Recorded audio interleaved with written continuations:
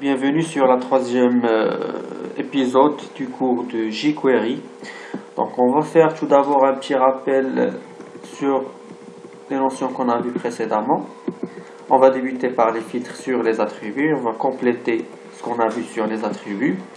Donc on a dit que les filtres peuvent également porter sur les attributs. C'est très utile, surtout lorsqu'il concerne les éléments d'un formulaire qui ne contient pas une classe, par exemple. Donc là, c'est la syntaxe pour sélectionner un élément en se basant sur un attribut bien précis. Ici, on se base sur l'attribut type. Donc, testons ça sur la pratique. On va aller sur le navigateur, Firebug. Si j'exécute, donc là, il est clair, donc on a un formulaire qui contient des champs de texte, des radio-boutons, des checkbox. Donc si j'exécute, il va sélectionner précisément l'élément de type submit. Donc, je vais mettre clear. Voilà, donc l'élément qui est sélectionné, il est bien l'élément validé. Si je mets le type différent de submit, donc il va sélectionner tous les éléments de mon formulaire, sauf le bouton, qui est du type submit bien sûr. Donc aussi, on peut mieux affiner les filtres avec d'autres caractères ici, comme débute par, une chaîne de caractères, ou bien finit par, ou contient. On va tester ça. Donc on a un ensemble d'images. Donc pour ces images, j'ai mis comme alt la valeur badge 1, badge 2, badge 3, badge 4. Et selon ces chaînes de caractères, on va les filtrer. Donc on va mettre, les éléments qu'on va sélectionner sont des éléments images. L'attribut c'est alt, comme j'ai dit. Donc je vais dire précisément badge 2. Badge 2. Normalement, il va sélectionner ce badge, cette deuxième photo. Point virgule. Si j'exécute, voilà le deuxième élément qui est sélectionné. Donc si je mets contient au lieu égal, donc contient c'est étoile égale, et je mets tout simplement badge. Maintenant, il doit sélectionner tous les éléments. Donc, on va voir ce que ça va donner. Et ben voilà, donc il sélectionne tous les images, parce que tous les images contiennent la chaîne de caractères badge. Et on peut utiliser le filtre sur plusieurs attributs même, et non pas seulement un.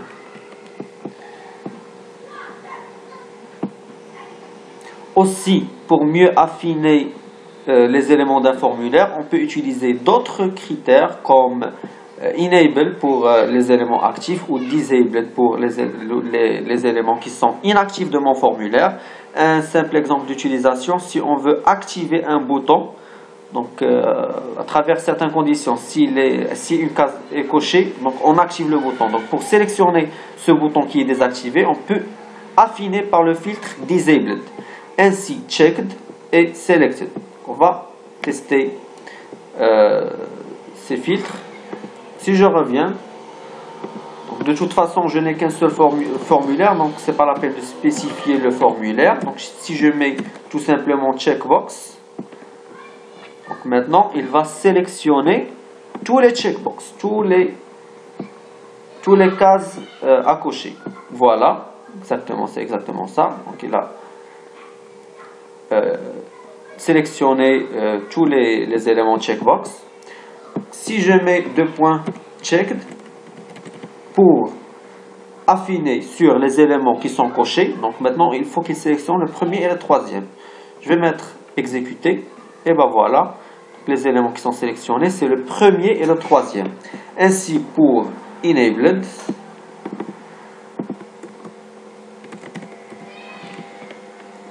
run, non, disabled plutôt. Si je mets run, donc je vais mettre clear. Si je mets run, voilà le checkbox 4. On voit qu'il est désactivé. C'est pour ça qu'il l'a sélectionné. Revenons sur notre cours. On a fini avec les formulaires, les filtres, les attributs et les filtres. Donc maintenant, on va passer au gestionnaire d'événements. Donc les gestionnaires d'événements, il permet d'associer un ou plusieurs événements à un élément HTML. Et on va débuter par le gestionnaire bind. Donc il permet de lier une fonction à un ou plusieurs événements survenant pour un ou plusieurs éléments. Par exemple ici, pour lier l'événement click à P, donc on fait p.bind, click, et la fonction est exécutée lorsqu'on clique. Pour associer plusieurs événements, on n'a que les séparer par un espace. Donc le deuxième exemple, c'est le gestionnaire bind avec deux événements qui est mouse enter, mouse leave. Éventuellement, on peut mettre plus. Il faut que les séparer par des espaces. On va tester ce gestionnaire.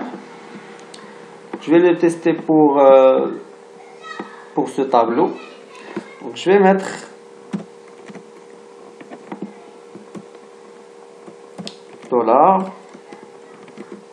$tr.bind. L'événement c'est click et la fonction, je vais mettre la fonction qui permet d'écrire dans la console. C'est console.log qu'il va écrire click par exemple. Click. Point virgule. Si j'exécute, si je clique sur un élément, voilà, ça apparaît click. Et ainsi de suite. Donc, pour supprimer cet événement qu'on vient d'associer au TR, on utilise un bind. Je répète.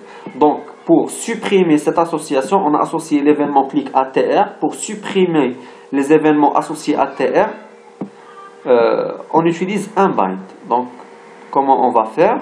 On va tout simplement créer un bind comme ça, point virgule. Donc, si je fais run, je mets clear. Lorsque je clique, rien ne se passe. On voit qu'il n'y a aucun résultat. Donc on a supprimé les événements qu'on vient d'associer avec bind. Voilà un bind. Donc il y a plusieurs façons d'appeler un bind selon nos besoins. Donc premièrement, on peut supprimer tous les événements associés aux éléments. Deuxièmement, on peut supprimer tous les événements. On peut supprimer uniquement un événement pour un élément. Ou bien, on peut supprimer une fonction bien précise ou plusieurs fonctions pour un événement bien précis qui est associé à un élément. Donc, soit on dissocie, soit on supprime une fonction, soit un événement, soit tous les événements. Maintenant, on va voir un objet qui est très utile, qui est l'objet event. Donc, ici, dans la fonction de bind, on entre un argument. Cet argument, c'est un objet de type événement. C'est un objet qui permet de donner des propriétés de l'événement click, comme par exemple page X, page Y, qui sont les coordonnées de la souris lors du clic. Si je viens ici, je mets bind et je mets ici click, et pour la fonction j'entre event comme argument. Donc c'est un objet, je peux le nommer comme je veux. Je mets console.log et à l'intérieur je vais afficher event. On va voir ce que ça va donner. Si je clique sur l'Ghzali, donc voilà, il y a un objet qui vient d'être affiché. Cet objet contient plusieurs éléments. Donc j'ai dit que ces éléments sont les caractéristiques de l'événement click, et on peut voir page X et page Y. Voilà, page X et page Y qui sont les coordonnées de la souris lors du clic.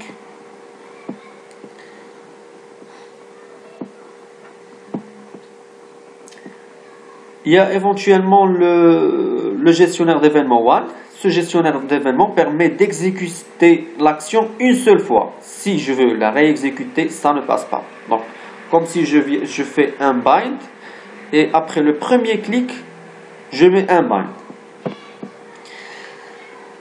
Toggle, il simule le clic alternatif par la souris. Donc, ici, l'élément A, si je clique sur l'élément A, il va exécuter pour la première fois la fonction 1. Et si je clique la deuxième fois, la fonction 2 et ainsi de suite. Alternativement, fonction 1, fonction 2. Le H-over, c'est l'équivalent de toggle, mais pour le survol de la souris. Lorsque la souris vient sur un élément, il va exécuter la première fonction et la deuxième et ainsi de suite. Le gestionnaire d'événements ready, on l'a déjà vu dans le premier épisode. Donc, il permet l'exécution d'une fonction spécifique une fois le document il est entièrement chargé et prêt à être parcouru et manipulé.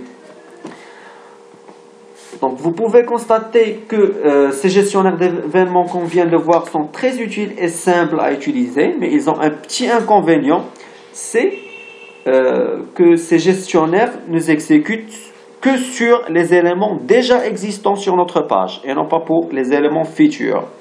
Et c'est pour ça qu'on peut utiliser Live qui permet de lier un gestionnaire d'événements pour tous les éléments, que ce soit actuel ou futur. La seule différence, c'est Focus, la fonction Focus et Blur sont mappées dans Live à Focus In et Focus Out. Donc voilà un petit exemple. Là, on associe un futur élément à un élément P et il faut faire attention. Donc si j'utilise des filtres qui sont dynamiques, Live ne marche pas. Donc il faut utiliser des filtres bien précis comme P. Donc si le filtre est dynamique, comme ici on utilise le filtre parent, ça ne marche pas. Die, c'est le pendant de unbind pour Live. Donc il supprime le ou les événements liés par Live. De la même façon que bind. Ici, on retrouve aussi la fonction delegate. Donc, la fonction live est implémentée par delegate. Donc, elle est similaire à live, mais dans un contexte. Par exemple, pour un parent donné. Donc, on a les TD qui sont des fils de table. Donc, table, c'est un parent de TD. C'est dans ce contexte qu'on exécute cette fonction. Donc, si je duplique par exemple cette table, ça ne va pas s'exécuter parce que ça concerne le fils de cet élément précisément. Donc on va voir ça pratiquement.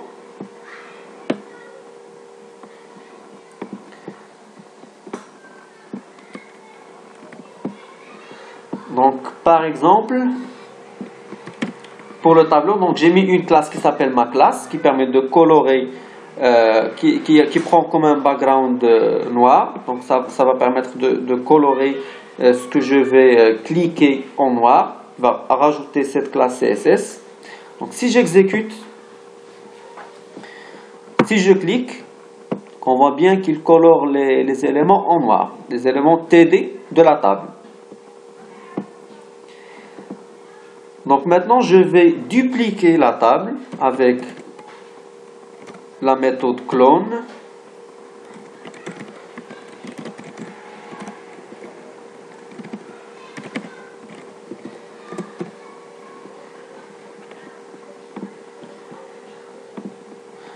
Voilà, donc la table elle est bien dupliquée. Donc si je clique ici, ça marche toujours, mais pour la nouvelle table, rien ne se passe. Ça, c'est parce que delegate est appliqué dans un contexte pour les TD qui sont fils de cette table. Donc pour supprimer le delegate, pour supprimer les événements liés à un élément, on utilise un delegate. Donc c'est l'équivalent de die pour live. Aussi on peut faire inversement, on peut déclencher volontairement un événement navigateur grâce au trigger. Voilà un exemple. Donc si je mets cet exemple qui est dans le cours, donc ça va permettre de valider le formulaire. Donc là, je génère un événement pour un élément. Si je clique, donc voilà, la page est rechargée parce que pour le lien, je mets la même page. Donc ça permet pour ce cas de valider le formulaire. Donc il permet de générer un événement pour un élément. Donc on va voir les détails de tout ça. Je préfère de les faire sur les TP et les exemples qu'on va faire. Donc on va passer maintenant voir les notions d'Ajax avant de passer à la pratique. Donc Ajax, ça signifie Asynchronous XML and JavaScript. C'est une technologie qui se base sur l'objet XML HTTP request. L'avantage de jQuery, c'est qu'il permet d'unifier les méthodes d'appel. Donc avant, on devait préciser si le navigateur il est Internet Explorer, on va travailler avec un tel objet, sinon, etc. Mais pour jQuery, il unifie toutes les méthodes d'appel d'Ajax. Donc Ajax permet principalement de rafraîchir les contenus des pages sans les recharger. Il fait appel à plusieurs technologies comme l'XML, HTTP request, le JavaScript, etc. Et il traite plusieurs types et formats de données. Il permet de traiter l'XML, le texte, l'HTML, le script et le JSON qu'on va le voir. Donc c'est JavaScript Object Notation. Il permet de dialoguer, d'effectuer un dialogue